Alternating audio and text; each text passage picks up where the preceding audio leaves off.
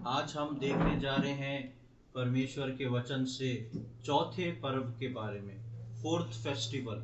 जिस प्रकार हम 7 पर्वों के बारे में मनन कर रहे हैं, आज हम पहला पर्व हमने फसह का पर्व देखा। दूसरा पर्व हमने जो था अखमीरी रोटी का पर्व देखा, और तीसरा पर्व हमने पहला फल, फर्स्ट फ्रूट, वो देखा। और चौथा फल जो है, चौथा पर्व जो है, वो आज हम देखने जा रहे हैं, वो है कटनी का पर्व। चौथा पर्व जो है वो है कटनी का पर्व। जब हम इस पर्व में के बारे में सीखने को जाते हैं तो इस पर्व के अलग अलग कई नाम हमको परमेश्वर के वचन में मिलते हैं। एक जगह पर ये कटनी का पर्व कहलाता है, और इसको सप्ताहों का पर्व भी, फेस्टिवल ऑफ वीक्स, सप्ताहों का पर्व भी कहा जाता है। इसको पेंटिकोस्ट का पर्व भी कहा जाता है। तो इस पर्व एक ही है। जब आप अलग अलग हेडिंग से या अलग अलग ये जिक्र परमेश्वर के वचन में आए तो आप समझ जाएं कि ये पर्व एक ही है। कटनी का पर्व, सप्ताहों का पर्व, पेंटिकोस्ट का पर्व और फीस्ट ऑफ वीक्स। इन सब के पीछे इस पर्व का खासियत ये थी कि जब फसल पक जाने के बाद तैयार हो जाती थी, तब उस फसल में सबसे पहले जब उसको काटा जाता था, तो काटने पर उसको परमेश्वर के मंदिर में लाके याजकों के सम्मुख परमेश्वर को चढ़ाया जाता था। इसलिए ये मुख्य था, कटनी का पर्व कहलाता था। जब हम इसके बारे में पढ़ते हैं तो परमेश्वर के वचन में हमको ये पर्व के बारे में हमको मिलता है लेव्य व्यवस्था की किताब, उसका 23वां अध्याय, बुक ऑफ लेविटिकस चैप्टर 23। लेव्य व्यवस्था की किताब, उसका 23वां अध्याय और उसकी 15वीं आयत से लेके 21वीं आयत तक हम इसको पढ़ेंगे। Book of Leviticus chapter 23 versus 15 to 21। फिर उस विश्राम दिन के दूसरे दिन से, अर्थात जिस दिन तुम हिलाई जाने वाली भेंट के पूरे को लाओगे, उस दिन से पूरे 7 विश्राम दिन गिन लेना। 7वें विश्राम दिन के दूसरे दिन तक 50 दिन गिनना, और 50वें दिन यहोवा के लिए नया अन्न बलि चढ़ाना।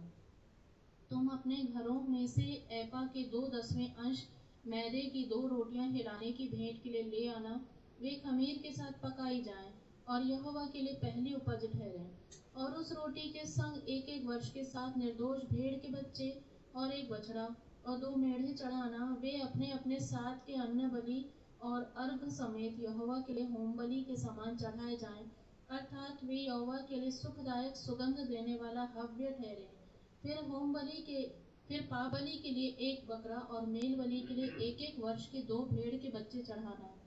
तब याजक उनको पहली उपज की रोटी समेत यहोवा के सामने हिलाने की भेंट के लिए हिलाए, और इन रोटियों के संग वे 2 भेड़ के बच्चे भी हिलाए जाएं। वे यहोवा के लिए पवित्र और याजक का भाग ठहरे। और तुम उसी दिन यह प्रचार करना कि आज हमारी एक पवित्र सभा होगी, और परिश्रम का कोई काम न करना। यह तुम्हारे सारे घरों में तुम्हारी पीढ़ी पीढ़ी में सदा की विधि ठहरे। जब हम लेव्य व्यवस्था उसके 23वें अध्याय में आते हैं तो 15 से लेके 21 के बीच में हमको कटनी के पर्व के बारे में मिलता है कि परमेश्वर ने कटनी के पर्व के बारे में क्या बातें बोली थी। परमेश्वर ने कटनी के पर्व के लिए कौन सा समय ठहराया था।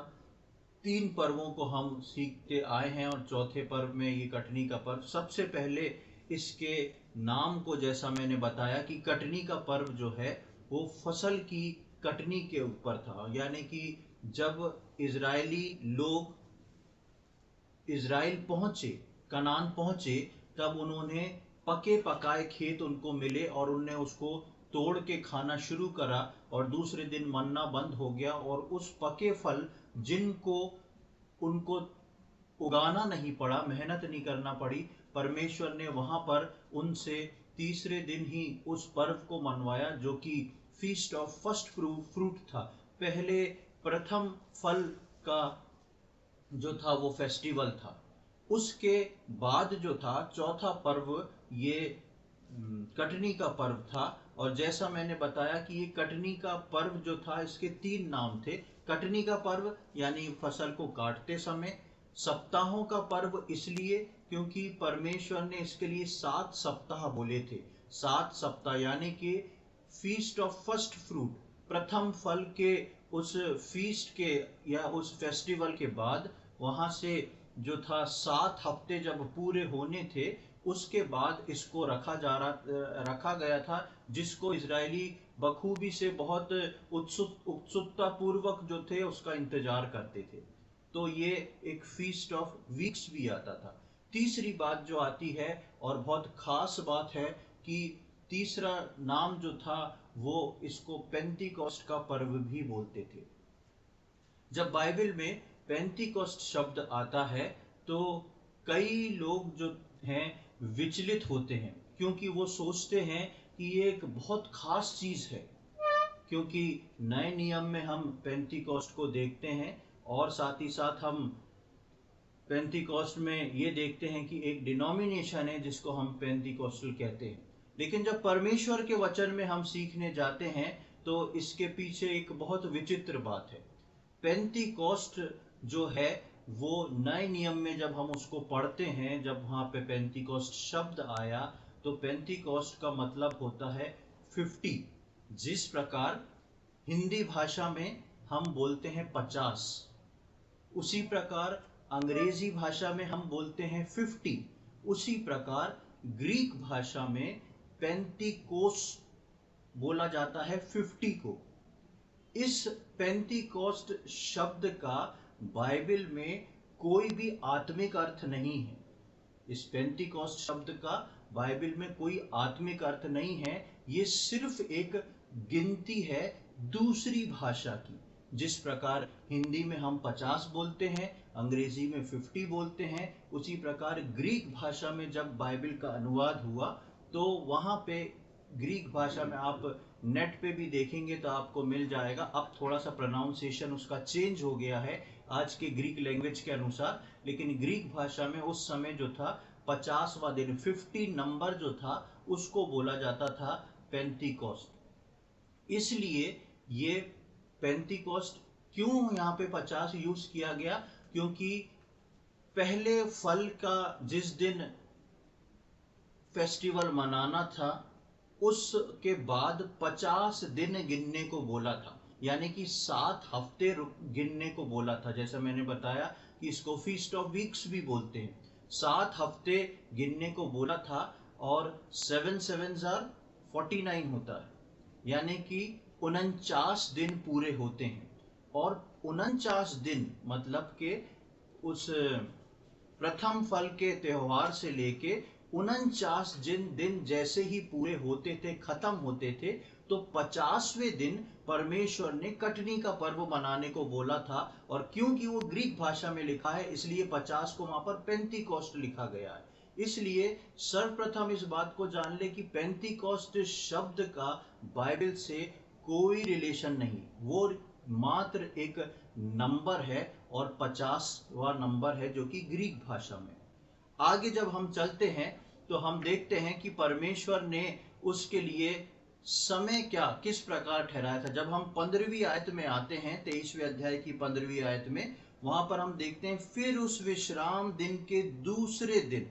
अब ये उस विश्राम दिन के दूसरे दिन ये कौन सा है, यानी कि ये उस समय की बात हो रही है जब इजरायली लोग जो हैं वो फसह का पर्व मनाएं, उसके जस्ट उसी शाम से वो लोग अखमीरी रोटी का पर्व बनाएं, और थर्ड डे जो कि उनके हिसाब से दूसरा दिन लगता है, हमारे हिसाब से थर्ड डे लगता है, जो मैंने पिछले हफ्ते बताया था, उसके अनुसार वो उसके जस्ट बाद वो तीसरा दिन प्रथम फल का त्योहार बनाना है। और उस त्योहार के बाद से टोटल इनको 50 दिन गिनना है, यानी कि 49 दिन गिनना। 49 दिन जैसे ही खत्म होंगे तो 50वां दिन जो होगा उस दिन उसको मनाना है। यहाँ पर 15वीं आयत में लिखा है फिर उस विश्राम दिन के दूसरे दिन से, अर्थात जिस दिन तुम हिलाई जाने वाली भेंट के पूले लाओगे उस दिन से पूरे 7 विश्राम दिन गिन लेना। हिलाई जाने वाली पूले जो थी वो प्रथम फल के त्योहार पे लाने वाली थी, ना फसह के मेमने के लिए, ना अखमीरी रोटी के लिए। लेकिन जिस दिन फसह का मेमना कुर्बान होता था, बलिदान होता था, उसके तीसरे दिन जो थी वो प्रथम फल का त्योहार मनाते थे और उसमें हिलाई जाने वाले वो फूलों को लाते थे। उसके बाद लिखा है कि तुम उस दिन से पूरे 7 विश्राम दिन गिन लेना, यानी कि 7 वीक्स, 7 हफ्ते गिन लेना। जैसे ही 7 हफ्ते पूरे होंगे तो 49 दिन खत्म हो जाएंगे और 50वां दिन लग जाएगा। और लिखा है 16वीं आयत में, 7वें विश्राम दिन के दूसरे दिन तक 50 दिन गिनना। 7वें विश्राम दिन के दूसरे दिन तक 50 दिन गिनना। जैसे मैंने बताया कि इसको क्यों कटनी का पर्व, क्यों पेंतीकोस्ट का पर्व कहा जाता है, वो जो है वो 50वां दिन है। यदि आप इस आयत को ग्रीक लैंग्वेज में पढ़ेंगे तो वहां पर लिखा हुआ आएगा दूसरे दिन तक पेंतीकोस्ट दिन गिनना, यानी कि 50 नंबर गिनना। इसलिए प्रियो, सबसे पहले इस पर्व को जो परमेश्वर के वचन में आया है उसका मुझको और आपको समझना बहुत जरूरी है। जो परमेश्वर के वचन को पढ़ते हैं वो जानते हैं कि परमेश्वर ने अपने वचन में कौन सी चीज किस लिए रखी हुई है। परमेश्वर ने 7 पर्व को रखा था और 7 पर्व नए नियम के विश्वासी के जीवन में प्रभु यीशु मसीह के द्वारा और कुछ विश्वासियों के द्वारा पूरे होने जा रहे हैं। ऐसे में एक पर्व के नाम को उठा के डिनोमिनेशन बनाना और चलाना ये अधूरी शिक्षा कहलाती है। और कई लोग जो हैं, भीड़ की भीड़ इस पर दौड़ती है, लेकिन आप परमेश्वर का वचन पढ़ें तो सबसे पहले पेंतीकोस्त का मतलब सिर्फ 50 नंबर मात्र है। और यदि परमेश्वर के लिए आपको कुछ करना है तो सबसे पहले परमेश्वर ने एक विश्वासियों के लिए इन 7 पर्वों को रखा है। कोई भी मनुष्य एक चीज को निकाल के सोचे कि मैं इसको करूंगा, सिर्फ इसको देखूंगा, तो वो परमेश्वर की तरफ से वर्जित है। परमेश्वर उसको कभी भी परमिशन नहीं देता। इसलिए हम परमेश्वर का वचन बखूबी से पढ़ें, ढूंढ जान करें, सोचें, समझें और परमेश्वर के वचन को पढ़ के हम अपने जीवन को व्यतीत करें। हम किसी के भी वचन को सुने, किसी को भी बात सुने, अच्छी बात है, लेकिन उसको हम सबसे पहले परमेश्वर के वचन से मुझको और आपको टैली करना बहुत जरूरी है। तो यहाँ पर हम देखते हैं कि पहला हमने देखा कि उसका नाम का अर्थ, दूसरा चीज हमने देखा कि परमेश्वर ने कब उसको बनाने को बोला था। अब जैसा मैंने पिछली बार भी बताया था, क्योंकि हम इन सारे पर्वों को एक साथ जोड़कर ही सीख सकते हैं। सबसे पहले परमेश्वर ने फसह का पर्व बोला था, जो कि इजरायली लोग जो थे मिस्र के अंदर उस रात को मना के निकले थे जब उन्होंने उस मेमने को बलिदान किया था। परमेश्वर ने कहा था ये तुम्हारे लिए पहला हफ्ता ठहरे, इस पहले हफ्ते के 10वें दिन तक तुम मेमना चुनना। 14 तारीख को 14वें दिन की शाम को गोधूली के समय, यानी कि 3 से 6 बजे के बीच में तुम उसको बलिदान करना। उसके बाद ये हो गया 14वां दिन, 14th डे, यानी कि मैं जैसे बता रहा हूं कि हम उसको 14 तारीख समझ लें। 14 तारीख को वो फसह का मेमना बलिदान हुआ।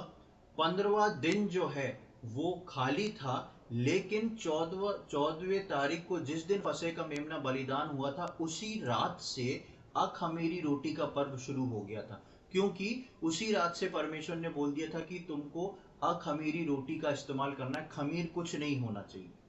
और हम देखते हैं कि 16 तारीख को, मतलब 14 को बलिदान हुआ, 15 तारीख बीती और 16 तारीख को उन्होंने फीस्ट ऑफ फर्स्ट फ्रूट बनाया, जो कि इजरायलियों ने उस समय नहीं बनाया था, लेकिन जैसे ही वो लोग कनान की सीमा में प्रवेश करे, और पिछले हफ्ते मैंने बताया था कि कुछ इत्तेफाक इस प्रकार हुआ कि उन्होंने उस पर्व को, फसह के पर्व को मनाया और एक दिन छोड़ दूसरे दिन उनको वो पकी हुई फसलें और फल मिल गए और उन्होंने उसको वहां पर बनाया। वो किस प्रकार था हमने पिछले हफ्ते सीखा था, यहोशू 5वें अध्याय से आप सबको मालूम है। तो हम आगे जाएंगे कि अब तीसरे दिन जब पहली उपज का पर्व मनाया तब से 50 दिन गिनना था। यानी कि 14 तारीख को मेमने का बलिदान, 15 तारीख खाली गई, 16 तारीख को प्रथम फल, पहले फल का त्योहार मनाया गया, और उस मनाने के बाद उसके सेकेंड डे से उनको 50 दिन काउंट करना थे। उसको हम ये 16वीं आयत में जैसा हम पढ़ते हैं, और 50वें दिन यहोवा के लिए अन्नबलि चढ़ाना, 7वें विश्राम दिन के दूसरे दिन तक 50 दिन गिनने। तो उसके नेक्स्ट डे से 50 दिन गिनना थे, और 50 दिन गिनने के बाद जो था, फिर वो कटनी का पर्व हमको उन लोग को मनाने को बोला गया था। और 50वें दिन कटनी का पर्व मनाना, अब हम नए नियम के विश्वासी जो हैं वो इस बात को देखते हैं कि यीशु मसीह मेरे और आपके लिए फसह का मेमना बन के बलिदान हुआ। यीशु मसीह मेरे और आपके लिए फसह का मेमना बन के बलिदान हुआ, यानी कि यीशु मसीह के द्वारा हमारा वो फसह का पर्व जो प्रथम पर्व था वो पूरा हो चुका है। उसके बाद हमने देखा कि जैसे ही फसह का पर्व पूरा होता था, उसी रात से अखमीरी रोटी को खाना शुरू करना था, और उसको 21 तारीख तक, परमेश्वर के वचन में लिखा 14 तारीख से लेके 21 तारीख तक, मतलब 7 दिन जो है उनको अखमीरी रोटी का पर्व बनाना था, बिना इसमें से ब्रेक किए। तो यीशु मसीह मेरे और आपके लिए फसह का मेमना बन के बलिदान हुआ, और यीशु मसीह मेरे और आपके लिए जीवन की रोटी बन के आया। यीशु मसीह मेरे और आपके लिए वो अखमीरी रोटी था, इसलिए, और उसका हमने देखा था पिछले दिनों में आत्मिक अर्थ की उद्धार पाने के बाद एक विश्वासी के जीवन में जो है खमीर नहीं पाया जाना चाहिए। और 7 दिन जो हमने देखे थे वो परफेक्शन को बताता है, और 7 दिन जो है प्रभु यीशु मसीह के दूसरे आगमन, क्योंकि 7वां दिन 7 नंबर जो है प्रभु यीशु मसीह को बताता है, यानी कि विश्वासियों के जीवन में प्रभु को अपना उद्धारकर्ता के रूप में ग्रहण करने के बाद उस अखमीरी रोटी का पर्व शुरू हो जाता है। और वो उनको कब तक मनाना है? जब तक प्रभु यीशु मसीह 7 दिन परफेक्शन के साथ और यीशु मसीह के आगमन तक उनको लगातार उस पर्व को मनाना है। उसके बाद हम देखते हैं कि तीसरे दिन, पहले दिन 14वीं तारीख को यीशु मसीह मेरे और आपके लिए फसह का मेमना बना, उसके बाद वो हमारी अखमीरी रोटी बना, और तीसरे दिन को वो मरे हुओं में से प्रथम फल होके जीवित हुआ। जैसे ही ये लोग इज़राइल में आए और इनने फसह का पर्व मनाया, तो तीसरे दिन वो वहाँ के देश की उन बालों में से फल अनाज को तोड़ते हैं और उसको भून के खाते हैं, और उस दिन से मन्ना गिरना बंद हो जाता है। और पिछले हफ्ते फिर से मैंने बताया था कि मन्ना गिरना बंद होना क्यों जरूरी था, और जब इनने ये फल खाया तो वो प्रथम फल था। यानी कि आप देखेंगे कि तीसरे दिन प्रभु यीशु मसीह जो था वो मुर्दों में से जी उठा। उस आयत को मैं दोबारा पढ़ना चाहूंगा, पहला कुरिन्थियों उसका 15वां अध्याय और 20वीं आयत, 1 Corinthians chapter 15 verse 20। पहला कुरिन्थियों उसका 15वां अध्याय और उसकी 20वीं आयत। परंतु सचमुच मसीह मुर्दों में से जी उठा है, और जो सो गए हैं उनमें वह पहला फल हुआ। हाँ, जो सो गए थे उसमें वो पहला फल हुआ, फर्स्ट फ्रूट। अब ये 3 पर्व का एक पैकेज था, हम इसको इस रीति से समझ लें। 3 पर्व का एक पैकेज था। कैसा? फसह का मेमना, अखमीरी रोटी का पर्व और पहला फल होने का पर्व। ये 3 का पैकेज था, और ये तीनों पैकेज प्रभु यीशु मसीह ने एक विश्वासी के जीवन में पूरा किया। वो मेरे और आपके लिए फसह का मेमना होकर बलिदान हुआ, वो मेरे और आपके लिए अखमीरी रोटी बना, और वो मेरे और आपके लिए जो है वो मरे हुओं में से जिंदा होके प्रथम फल होके आया। वो पहला फल बना मरे हुए में से जी उठने में। परमेश्वर की उस मृत्युजय की सामर्थ के द्वारा वो तीसरे दिन जी उठा, और यीशु मसीह ये बात बोल के गया कि जो मुझ पर विश्वास करेगा, यदि वो मर भी जाए तो वो जीवित रहेगा। तो ये 3 पर्व का जो पैकेज है, ये प्रभु यीशु मसीह ने मेरे और आपके लिए पूरा कंप्लीट करा। अब जब चौथे पर्व, कटनी के पर्व की बात आती है, तो ये कटनी का पर्व जो था किस प्रकार प्रभु यीशु मसीह से रिलेट करता है। जब कटनी के पर्व की बात आई, तब प्रभु यीशु मसीह का स्वर्गरोहण जब होने से पहले, यानी कि प्रभु यीशु मसीह मारा गया, गाड़ा गया, तीसरे दिन जी उठा, और तीसरे दिन जी उठने के बाद वो अपने चेलों से मिला और अन्य अन्य लोग, लगभग 500 लोगों से यीशु मसीह की मुलाकात हुई। वो उनके साथ रहा, खाया पिया, बात करी, सारी बातों को किया। और तब हम देखते हैं कि प्रभु यीशु मसीह जो था उनको एक बात बोल के गया। क्या बात थी? हम देखेंगे प्रेरितों के कार्य उसका पहला अध्याय, बुक ऑफ एक्ट्स चैप्टर 1, प्रेरितों के कार्य उसका पहला अध्याय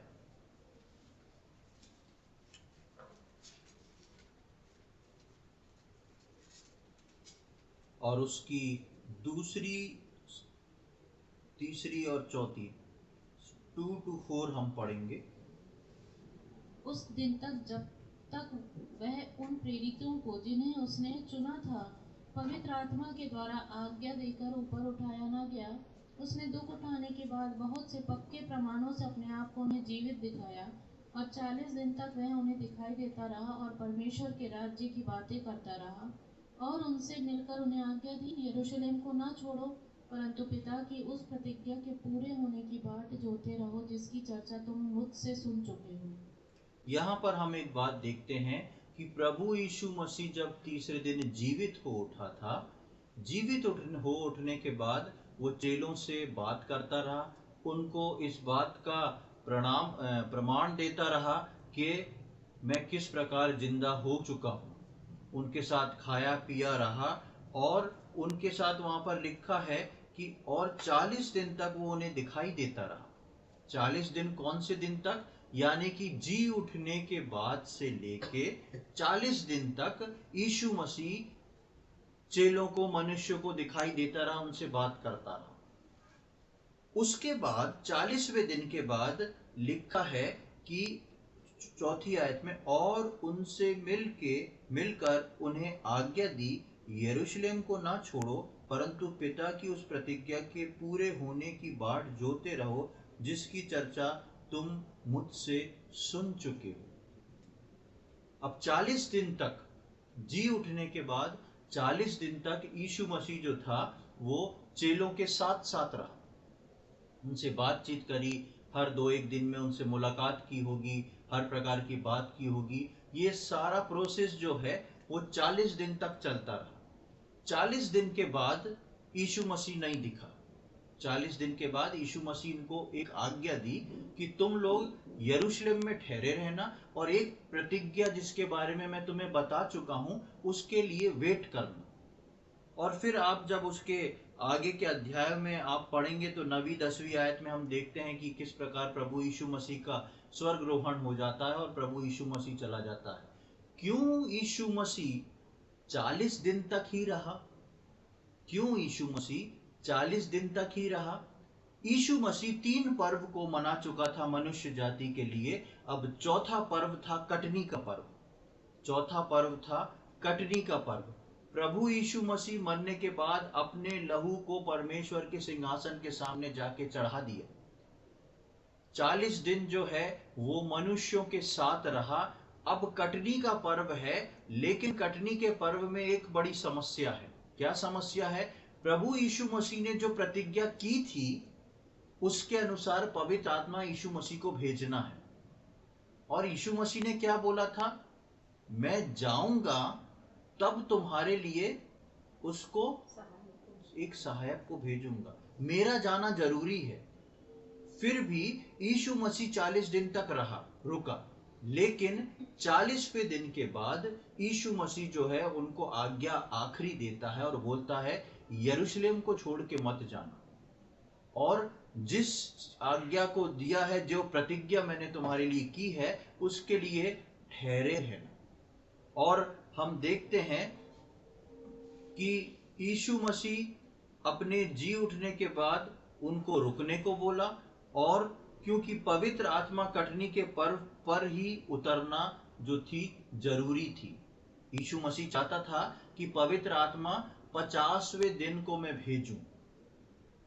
ये परमेश्वर का कैलकुलेशन था, प्रभु यीशु मसीह का कैलकुलेशन था। और यीशु मसीह जो था 40 दिन तक मनुष्य के साथ रहा, उसके बाद उसका स्वर्गरोहण हो गया। अब 10 दिन मिले इनको, 50वें दिन से पहले इनको 10 दिन मिले। किस बात के लिए? कि ये इकट्ठे होके क्या करें? इकट्ठे होके ठहरे रहें और प्रार्थना करते रहें। आप यदि उसके 12वें अध्याय से, वो पहले अध्याय की 12वीं आयत से आगे पढ़ेंगे तो आपको पता पड़ेगा यीशु मसीह के जो चेले थे, जो जो यीशु मसीह पर विश्वास करते थे, बहुत सारी स्त्रियां, वो सब एकजुट होके जो थे प्रार्थना करने लगे। एक जगह ठहरे रहे और प्रार्थना करते रहे, प्रार्थना करते रहे, प्रार्थना करते रहे। अब पवित्र आत्मा कटनी के पर्व पर ही क्यों उतरना जरूरी था? 3 चीज पूरी हो चुकी हैं। यीशु मसीह मेरे और आपके लिए बलिदान हो गया, यीशु मसीह मेरे और आपके लिए अखमीरी रोटी बन गया, यीशु मसीह जो था वो मेरे और आपके लिए मरे हुओं में से जी उठ के प्रथम फल होके आ गया। अब प्रथम फल आ जाने के बाद जो है वो है कटनी का पर्व। एक कटनी होना जरूरी थी। पहला फल कट गया, अब उस पहले फल की आड़ में पूरी की पूरी फसल को काटना जरूरी था। जब फसल के काटने की बात आई, तो जब प्रभु यीशु मसीह इस दुनिया में था, तो प्रभु यीशु मसीह इस दुनिया को देख के समझ गया और यीशु मसीह बोलता है, मुश्किल है। क्या मुश्किल है? इस फसल को काटना मुश्किल है। ये बिना पवित्र आत्मा की सहायता से नहीं हो सकती। ये एक फल का काम नहीं है। जब तक फसल पकी ना रहेगी, तब तक जो है उसके पकी फसल के साथ साथ जब तक काटने वाले नहीं होंगे, तब तक वो कभी भी फसल को काट नहीं पाएंगे। और इसलिए प्रभु यीशु मसीह जो था वो एक बात को बोलता है, वो हम देखते हैं मत्ती रचित सुसमाचार में,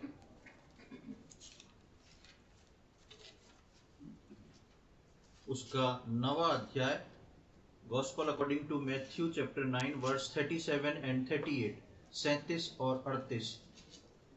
मत्ती रचित सुसमाचार अध्याय 9, 37 और 38।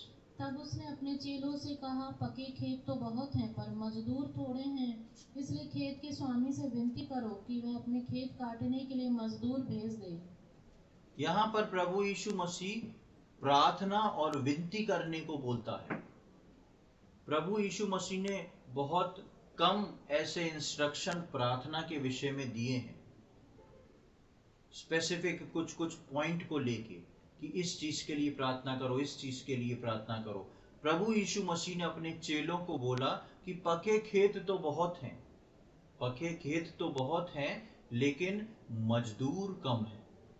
और ये मजदूर ऐसा ही नहीं कि किसी को भी बुलाया और वो फसल काट के ले गया। ये मजदूर कौन होना चाहिए? ये मजदूर पहले फल का अंश होना जरूरी है।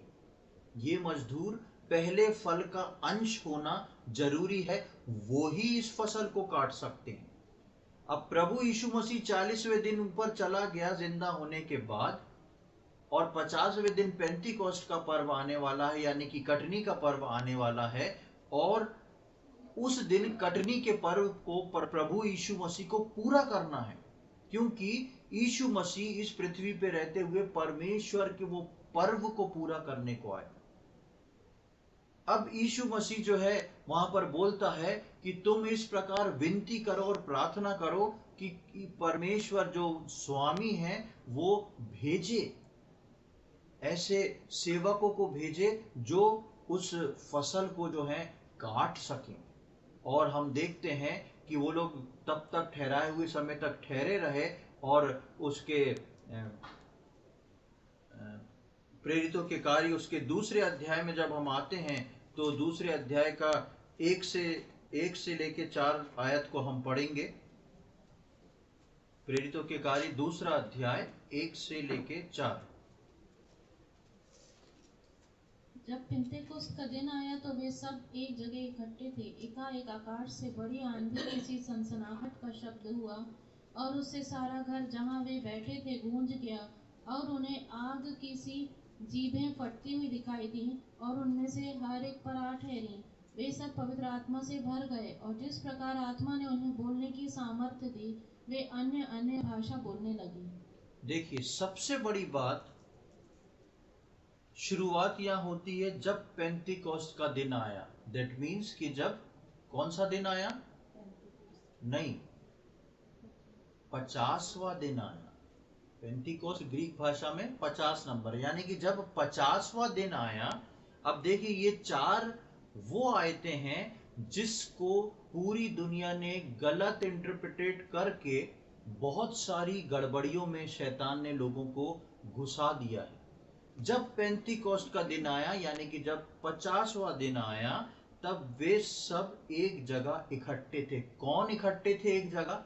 जिनको यीशु मसीह ने बोला था। यीशु मसीह ने किनको बोला था? अपने चेलों। वो चेले जो यीशु मसीह को प्रभु जान चुके थे, जो वो चेले जो प्रभु यीशु मसीह के जी उठने के बाद उसके गवाह थे, वो चेले जो जिनसे यीशु मसीह के जी उठने के बाद यीशु मसीह वार्तालाप करता रहा, बात करता रहा, खाता रहा, उनसे गाइडेंस देता रहा। और वो चेले जो यीशु मसीह के 40 दिन के बाद, स्वर्गरोहण के बाद जो यीशु मसीह ने कहा था वो कर रहे थे, ये वो लोग थे।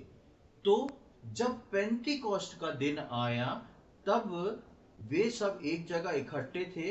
दूसरी आयत में हम पढ़ते हैं, एकाएक आकाश से बड़ी आंधी की सनसनाहट का शब्द हुआ और उससे सारा घर जहां वे बैठे थे गूंज गया और उन्हें आग की सी जीभें फटती हुई दिखाई दी और उनमें से हर एक पर आ ठहरी। किन पे आ ठहरी? चेलों पे आ ठहरी। उन पे आ ठहरी जो प्रभु यीशु मसीह को अपना उद्धारकर्ता के रूप में ग्रहण कर चुके थे। आज लोगों के बीच में समस्या ये है कि कोई अन्य जाति में से या दूसरे उसमें से पहली बार जब कलीसिया में जा रहा है, पहली बार जब कलीसिया में जा रहा है तो वहां पर बहुत शोर नाच गाना हो रहा है। और जब वो व्यक्ति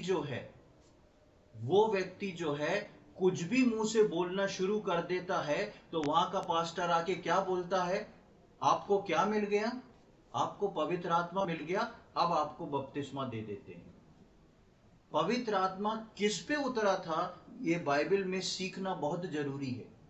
पेंटिकोस्ट के दिन, 50वें दिन, पवित्र आत्मा उनके ऊपर उतरा जो प्रार्थना में ठहरे हुए थे और जो यीशु मसीह को अपना उद्धारकर्ता के रूप में ग्रहण करके अपना प्रभु मान चुके थे।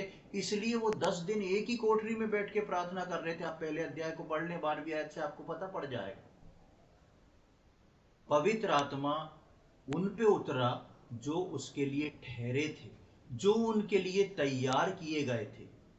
ध्यान रखें प्रियो, कभी भी गफलत में ना जाएं। कई लोगों से हम पूछते हैं कि आपका उद्धार हो गया क्या, तो वो जवाब में बोलते हैं कि हमको पवित्र आत्मा मिल गया।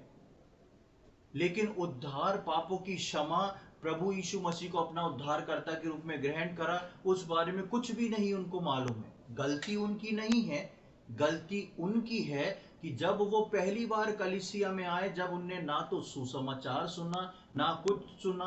कई बार जो है प्रार्थना के दौरान उनमें दुष्ट आत्मा है या दुष्कर्मों के द्वारा उनका जीवन गंदा है और प्रभु की उपस्थिति में वो बेहोश हो गए, सो गए, कुछ हो गया, तो पास्टर आके बोलता है आपको तो पवित्र आत्मा मिल गया है। और वो व्यक्ति जो है इस कॉन्फिडेंस में अपने जीवन को जीता है कि मेरे को तो मेरे पास्टर ने बोला है पवित्र आत्मा मिल गया, मेरे को पानी में बपतिस्मा दे दिया, मेरा सब कुछ हो गया, आप कौन से उद्धार की बात कर रहे हो? लेकिन प्रियो, परमेश्वर का वचन बोलता है पेंतीकोस्त के दिन पवित्र आत्मा पूरी दुनिया पे नहीं उतर गया था। ये बहुत ही इंपॉर्टेंट चीज है। पवित्र आत्मा पूरी दुनिया पे नहीं उतर गया था। पवित्र आत्मा वहां जो यहूदी थे उन पे नहीं उतर गया था। पवित्र आत्मा सिर्फ और सिर्फ उन पे उतरा था जो बाट जोरे थे प्रार्थना में, जो जानते थे यीशु मसीह कौन है, जो जानते थे कि यीशु मसीह हमारे लिए हम कलवरी क्रूस पर मारा गया, जो जानते थे कि यीशु मसीह ने हमारे लिए कोड़ों को खाया और जो आखिरी समय तक उसके स्वर्गरोहण तक खड़े थे और यीशु मसीह की उस आखिरी आज्ञा को पूरा कर रहे थे कि वो एकजुट होके बैठ के प्रार्थना में लवलीन थे, तब तो पेंतीकोस्त के दिन उनके ऊपर, सिर्फ उनके ऊपर, यीशु मसीह के चेलों के लगभग 120 लोग थे वो जिनके ऊपर पवित्र आत्मा उतरा था, उनके ऊपर जो था वो पवित्र आत्मा उतरा। और वो जो थे यानी कि प्रभु यीशु मसीह के जो चेले थे वो 4th आयत में वे सब पवित्र आत्मा में भर गए और जिस प्रकार आत्मा ने उन्हें बोलने की सामर्थ्य दी वे अन्य अन्य भाषा बोलने लगे।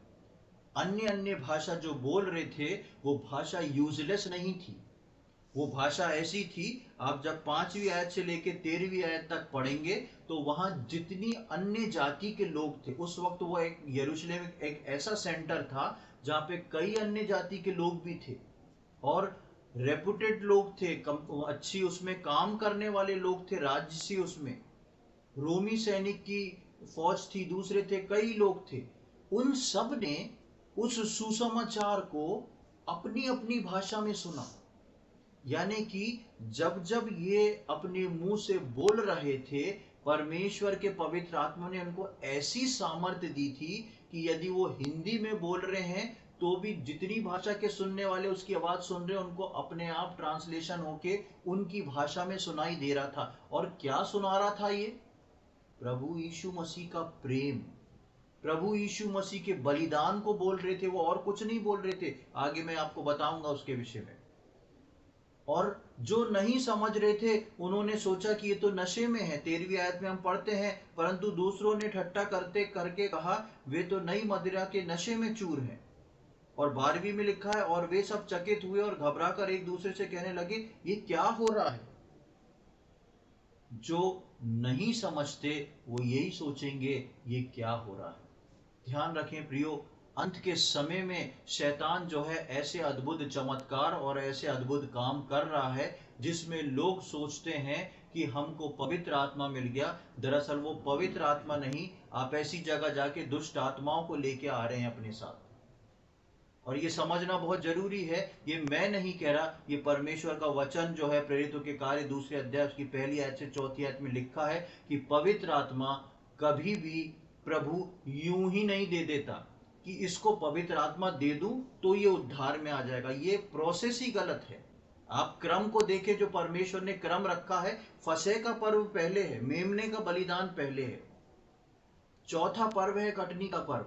आप कभी भी कटनी के पर्व से मेमने के पर्व पे नहीं जा सकते, आपको मेमने के पर्व से कटनी के पर्व पे आना है। ये परमेश्वर का विधान है। लोग सोचते हैं पवित्र आत्मा मिल गया, अब जो है हम प्रभु के बारे में जान के धीरे धीरे बढ़ेंगे। नहीं, पवित्र आत्मा सहायता करता है। पवित्र आत्मा एक पापी को कायल करता है कि वो इस बात को समझ जाए, लेकिन पवित्र आत्मा कभी भी उद्धार पाए हुए बिना व्यक्ति को नहीं मिल सकता। ये प्रभु ने रखा है, ये क्रम वो है जिसको यीशु मसीह ने फॉलो किया। तो मनुष्य क्या है फिर? आप सोच के देखें, ये क्रम वो है जिसको फॉलो कौन कर रहा है? यीशु मसीह फॉलो कर रहा है। तो क्या मैं और आप इस बात को रख सकते हैं कि पवित्र आत्मा मिला उसके बाद जाके हमने बपतिस्मा ले लिया?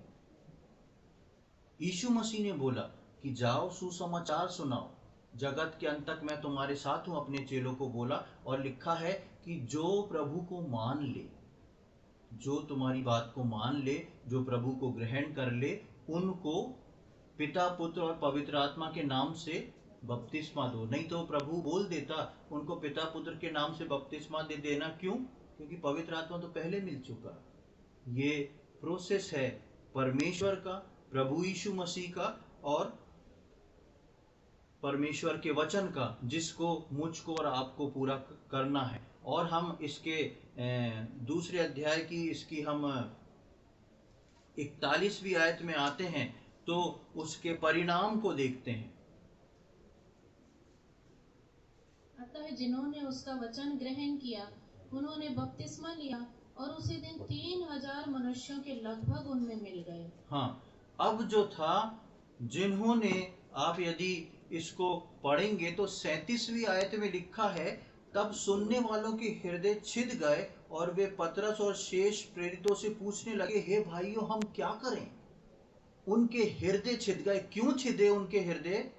क्योंकि वो जो अन्य अन्य भाषा चेले लोग बोल रहे थे वो सुसमाचार था, वो जीवित सुसमाचार पवित्र आत्मा ने उनके मुंह के द्वारा ऐसा फ्लो किया कि वो इस बात को समझ गए कि यीशु मसीह हमारे लिए आया, यीशु मसीह हमारे लिए मारा गया और तीसरे दिन जी उठा। जब उनने इस सुसमाचार को सुना तो उनके हृदय छिद गए, उनको समझ में आ गया कि हम एक पापी मनुष्य हैं।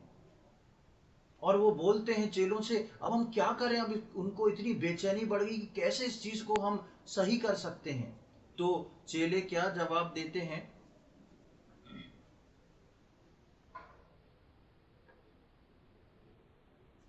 38 वर्ष 38वें आयत में लिखा है, पतरस ने उनसे कहा, मन फिराओ और तुम में से हर एक अपने अपने पापों की क्षमा के लिए यीशु मसीह के नाम से बपतिस्मा ले, तो तुमको पवित्र आत्मा का दान पाओगे। क्या यहाँ पर ऐसा लिखा है? हाँ, पवित्र आत्मा मिल गया। वही सीक्वेंस को पतरस लेके आ रहा है। सबसे पहले मन फिराओ, यू में नो, तुमको पता होना चाहिए कि तुम्हारे लिए एक मेमना बलिदान हुआ है। मन फिराना सबसे पहले बहुत जरूरी है।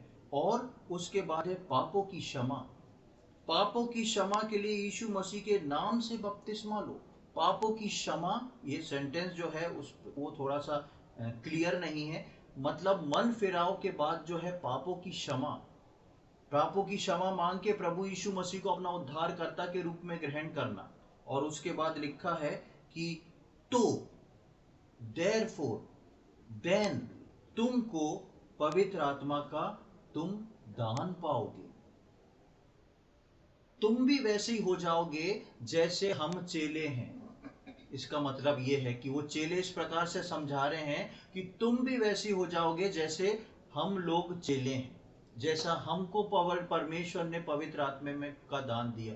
तो प्रियो, सबसे पहले पेंतिकोस्त का पर्व जो है वो 50 नंबर के अलावा और कुछ भी नहीं है। दूसरी चीज, पवित्र आत्मा का दान जो है प्रभु यीशु मसीह के उद्धार पाए हुए लोगों के लिए है। और ये क्रम जो है वो पहले यीशु मसीह को ग्रहण करना, पापों की क्षमा मांगना, उसको अपना उद्धारकर्ता के रूप में लेके चलना, और उसके बाद बपतिस्मा, और फिर पवित्र आत्मा का दान।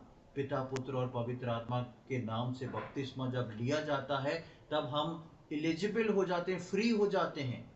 और प्रभु जो है हमारे को उस पवित्र आत्मा का दान देता है। और पिछले दिनों में हमने पवित्र आत्मा के कार्य, पवित्र आत्मा के फल, उन सबों को देखा था। वो सब उसके अंदर एक्टिवेट होते जाते हैं। इसलिए आज लोग जो हैं वो बोलते हैं, हम बीमार थे, हम प्रार्थना कराने गए, हमारी बीमारी जो थी पूरी तरह ठीक हो गई और हमको पवित्र आत्मा भी मिल गया, पादरी साहब ने हमको बपतिस्मा भी दे दिया। 4 दिन बाद आप जाएंगे तो उनके जीवन में ना तो कोई फल दिखाई देगा, ना कुछ और दिखाई देगा, क्योंकि क्रम उल्टा है। मनुष्य कभी भी परमेश्वर के क्रम को बदल नहीं सकता। मनुष्य कभी भी परमेश्वर के वचन को के क्रम को बदल नहीं सकता। इसलिए यीशु मसीह 40 दिन में 40वें दिन चला गया, 40 दिन रह के चला गया, और उसके बाद उनको बोलता है तुम ठहरे रहना, क्योंकि कटनी के पर्व में ऐसा सामर्थ उंडेलूंगा कि तुम फसल को काट सको। और हम दूसरे अध्याय की 41वीं आयत जो हमने पढ़ा तो वहां पे लिखा है कि वहां पर जिन्होंने उद्धार पाया उनको बपतिस्मा दिया गया, और उस दिन जो थे 3000 लोग प्रभु में आ गए। और आप आगे पढ़ेंगे तो लिखा है कि जैसे जैसे लोग प्रभु में आते जाते थे परमेश्वर उनको कलीसिया में मिलाता चला जाता था। जैसे ही कटनी का पर्व आया, पवित्र आत्मा उस 50वें दिन को उतरा, और यीशु मसीह ने वो प्रार्थना जो चेलों से करने को कही थी कि अपने पिता से प्रार्थना करो कि वो मजदूर को भेजे। मजदूर यीशु मसीह तैयार करा था, लेकिन मजदूरों की डिग्री मजदूरों को अभी तक नहीं मिली थी। 50वें दिन ही क्यों प्रभु ने उसको उनको दिया? क्योंकि यीशु मसीह को सिर्फ सेवकों को तैयार नहीं करना था फसल काटने को, यीशु मसीह को परमेश्वर के क्रम के अनुसार उस पर्व को भी पूरा करना था। और उस कटनी के पर्व के ठीक 50वें दिन, उसी दिन यीशु मसीह ने जाके उस पवित्र आत्मा को भेजा और उसके जो चुने हुए लोग थे, जो पहले से अलग किए हुए लोग थे, उन पे पवित्र आत्मा उंडेला और उन्होंने अपने अपने हंसुओं को जहां थे वहीं से उनने हंसुआ लगाना शुरू किया और पहली फसल जो थी, पहली कटनी जो थी, वो 3000 लोगों की कटी। ये पहली कटनी यीशु मसीह ने भी नहीं काटी, ये पहली कटनी यीशु मसीह ने भी नहीं काटी। आप बाइबल में कहीं नहीं पढ़ेंगे यीशु मसीह ने प्रचार करा 3000 लोग आ गए, नहीं आ गए। यीशु मसीह प्रथम फल होके आया, उसके बाद उसके चेलों को उसने पवित्र आत्मा का दान दिया और उनको उस कटनी को काटने की सामर्थ्य दी। और इसी प्रार्थना को जो प्रभु यीशु मसीह ने चेलों को करने को बोली थी, उसको उसने इस कटनी के पर्व में पूरा कर दिया। प्रभु यीशु मसीह मर के तीसरे दिन प्रथम फल होके जी उठा और उस बलिदान के द्वारा अब दूसरे फल पवित्र आत्मा के द्वारा जी उठे, जो उस प्रार्थना का उत्तर था। प्रथम फल यीशु मसीह था, पवित्र आत्मा के द्वारा परमेश्वर ने उस प्रथम फल के अधीनता में आए हुए लोगों को, जिन्होंने उस प्रथम फल को अपना प्रथम फल होते हुए ग्रहण कर लिया, यीशु मसीह ने कहा जो मर भी जाए यदि मुझ पर विश्वास करे तो जीवित रहेगा, उन लोगों के अंदर ये प्रथम फल 50वें दिन एक्टिवेट हो गए। और इसको यीशु मसीह पहले नहीं कर सकता था, क्योंकि यीशु मसीह परमेश्वर के क्रम को नहीं तोड़ना चाहता था। और 50वें दिन पवित्र आत्मा आया, ये परमेश्वर के छुड़ाए हुए, प्रभु यीशु मसीह के छुड़ाए हुए, पहले फल के छुड़ाए हुए लोग एक्टिवेट हो गए, अलग हो गए। और यीशु के बलिदान पूरा होने के बाद परमेश्वर ने पवित्र आत्मा भेजकर मजदूरों को बढ़ाना शुरू करा और पहली कटनी जो थी वो 3000 लोगों की कट गई। और उसके बाद से जो कटनी कटना शुरू हुई है वो आज की तारीख तक कट रही है। आज की तारीख में भी कलीसिया बन रही है, लोग प्रभु को उद्धारकर्ता के रूप में ग्रहण कर रहे हैं, वो कटनी कटती चली जा रही है। वो कटनी का पर्व हर रोज मनाया जा रहा है। इसलिए था ये 50वें दिन कटनी का पर्व और पेंतीकोस्त का पर्व। एक और खास बात हम देखेंगे, लेव व्यवस्था उसका 23वां अध्याय उसकी 17वीं आयत। Leviticus chapter 23 verse 17। तुम अपने घरों में से एपा के 2/10 अंश मैदे की 2 रोटियां हिलाने की भेंट के लिए ले आना। वे खमीर के साथ पकाई जाएं और यहोवा के लिए पहली उपज ठहरे। यहाँ पर एक बहुत विचित्र बात सामने आती है। क्या है कि शुरू में हमने सब जगह अखमीरी अखमीरी अखमीरी पढ़ा। इस कटनी का पर्व जैसे ही मनाने के लिए परमेश्वर बोलता है मूसा को, तो वहां उसकी आखिरी लाइन में लिखा है, सेकंड लास्ट लाइन में, खमीर के साथ पकाई जाए और यहोवा के लिए पहली उपज ठहरे। ये अनहोना था, ये बात अनहोनी थी कि परमेश्वर के सम्मुख पहली उपज जो थी वो खमीर के साथ बना के परमेश्वर को चढ़ा दी जा सके। जैसा मैंने शुरू में बताया था, खमीर जो है वो पाप को बताता है, खमीर जो है वो घमंड को बताता है, खमीर जो है लस्ट को बताता है, खमीर वो हर गंदे कामों को बताता है जो पवित्र आत्मा के विरोध में है। और यहां पर परमेश्वर का वचन इस कटनी के पर्व के ही दिन, अब फिर से ध्यान से सुने कि 3 पर्व निकल गए जहां पे खमीर का नामो निशान नहीं था, लेकिन चौथे पर्व में यीशु मसीह बोल रहा, परमेश्वर बोलता है कि तुम उसको खमीर के साथ लेना और ये तुम्हारे लिए, परमेश्वर के लिए पहली उपज ठहरे। क्यों परमेश्वर ने यहाँ पर इसको खमीर का दर्जा दे दिया? इजरायली इसको अनजाने में बनाते रहे, लेकिन प्रभु यीशु मसीह ने जब 50वें दिन पवित्र आत्मा को भेज के उस पवित्र आत्मा के द्वारा सब कुछ बदला, तब यीशु मसीह ने इस बात को पूरा कर दिया। किस बात को? खमीर के साथ पकाई जाए वो पहली उपज का फल। क्योंकि यीशु मसीह ने बलिदान खमीर वाले लोगों के लिए दिया कि वे भी पहली उपज बनकर रैप्चर में उठा लिए जा सकें। अब जो ये सुसमाचार जिनको चेलों ने सुनाया वो सब खमीरी लोग थे, उनके अंदर खमीर था। लेकिन यीशु मसीह ने अब किसी को नहीं छोड़ा। इसलिए यूहन्ना 3:16 में पढ़ते हैं, परमेश्वर ने जगत से ऐसा प्रेम किया। जगत जो है वो खमीर से भरा हुआ है।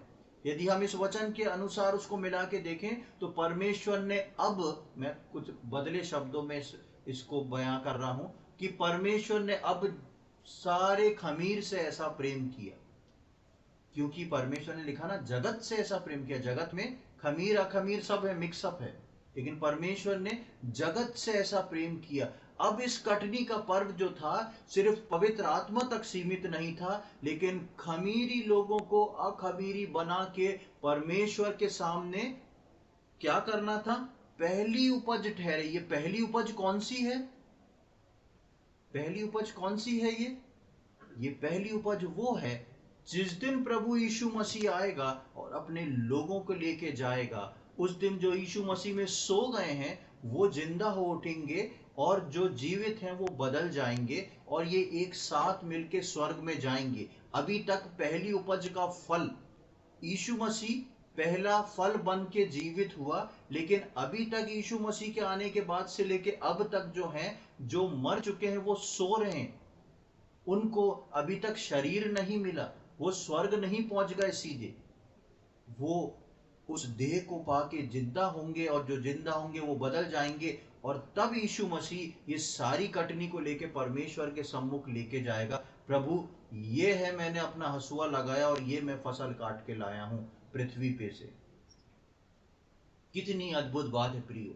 इसलिए परमेश्वर ने कटनी के पर्व में इस बात को वापस ले आया कि कटनी का पर्व जो है वो खमीरी रोटी के साथ होएगा। मैं और आप जो थे वो खमीर वाले लोग थे। इसका अर्थ ये नहीं कि उद्धार पाने के बाद जो है हम अपने अंदर खमीरपन रख सकते हैं, वो गलत है। उद्धार खमीर वाले लोगों को परमेश्वर ने अपना लिया, वो इसका अर्थ है। हम देखेंगे लूका रचित सुसमाचार उसका 5वां अध्याय और उसकी 31 और 32वीं आयत, जल्दी से पढ़ के हम समाप्त करेंगे। Gospel according to Luke chapter 5 verse 31 and 32। यीशु ने उनको उत्तर दिया, वैद्य भले चंगों के लिए नहीं परंतु बीमारों के लिए आवश्यक है। मैं धर्मियों को नहीं परंतु पापियों को मन फिराने के लिए बुलाने आया हूँ। हाँ, यहाँ पर यीशु मसीह को अब कटनी का पर्व मनाना था। यीशु मसीह को कटनी का पर्व मनाना था, इसलिए उसने सारे संसार को नहीं बोला, उसने अपने चेलों को क्या बात बोली? तुम लोग परमेश्वर से प्रार्थना करो कि वो मजदूर भेजे, क्योंकि फसल तैयार है। फसल क्यों तैयार है? क्योंकि परमेश्वर ने अपने चुनने की प्रक्रिया को अब बदल दिया है प्रभु यीशु मसीह के द्वारा। और यीशु मसीह बोलता है कि भले चंगों को वैद्य की आवश्यकता नहीं, पर बीमारों को है, और मैं इसलिए आया कि पापियों को बचाऊं। यानी कि खमीर क्या है? पाप है। मैं इसलिए आया हूं कि खमीर वालों को चुनूं अब, क्योंकि इस खमीर को, इस कटनी के पर्व के अनुसार मुझको इस खमीर को उठा के पहला फल बना के परमेश्वर के सम्मुख प्रस्तुत करना जरूरी है।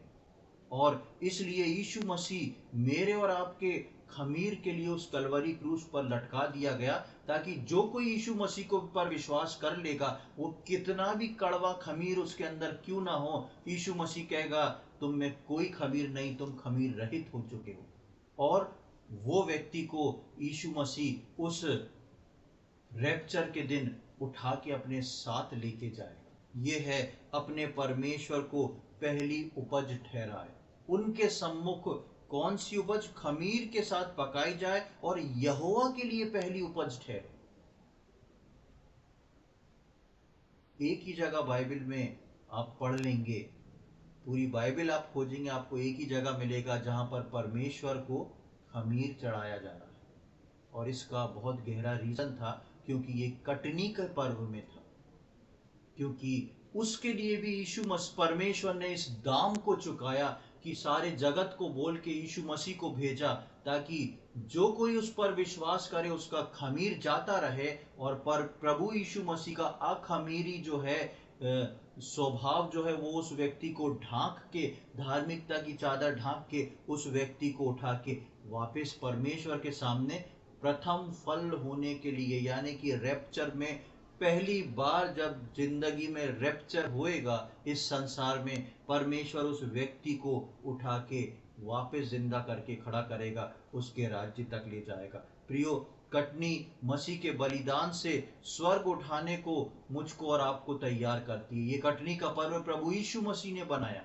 प्रभु यीशु मसीह इसको तीसरे दिन जी उठने के बाद 40 दिन तक रहा, 25-30 दिन नहीं रहा, 40 दिन बाइबल में जो है वो टेम्पटेशन और टेस्टिंग्स को बताते हैं। वो टेम्पटेशन और टेस्टिंग में अपने चेलों के साथ रहा, उनके विश्वास को मजबूत करता रहा, और उसके बाद उसने बोला अब तुम प्रार्थना करना, एक जगह ठहरे रहना। वो प्रार्थना करते रहे, एक जगह ठहरे रहे, और पेंतीकोस्ट का पर्व यानी कि वो 50वां दिन आ गया, और यीशु मसीह ने स्वर्ग से बैठ के अब जिनको चुना था उनके द्वारा उस पहली कटनी को काट लिया। हम परमेश्वर को धन्यवाद दें कि प्रभु ने मेरे को और आपको सुसमाचार दिया है कि मैं और आप उसको उद्धारकर्ता के रूप में ग्रहण करके आज, बेशक मेरे और आपके जीवन में बहुत सारा खमीर था, और बहुत सारे खमीर ऐसे होंगे जिसको हम हर दिन अपने जीवन से काट रहे हैं, निकाल रहे हैं, लेकिन प्रभु यीशु मसीह जब आएगा तो वो मुझको और आपको उठा के प्रथम फल होके वो प्रभु परमेश्वर पिता को चढ़ाने आएगा। कितना धन्य वो परमेश्वर है, हमारा प्रभु यीशु मसीह है, जिसने मेरे और आपके लिए इस अद्भुत काम को किया। प्रियो, परमेश्वर ने यूं ही उन 7 पर्वों को नहीं बनाया था। परमेश्वर के हर पर्व में प्रभु यीशु मसीह शामिल था, और उस हर पर्व जिसमें प्रभु यीशु मसीह शामिल था उसमें वो हर विश्वासी भी शामिल था। प्रभु इन वचनों को समझने में हम में से प्रत्येक की सहायता करे। आगे समझदारी के साथ हम इन पे और मनन करते हुए आगे बढ़ते जाएं। प्रभु के नाम की महिमा हो।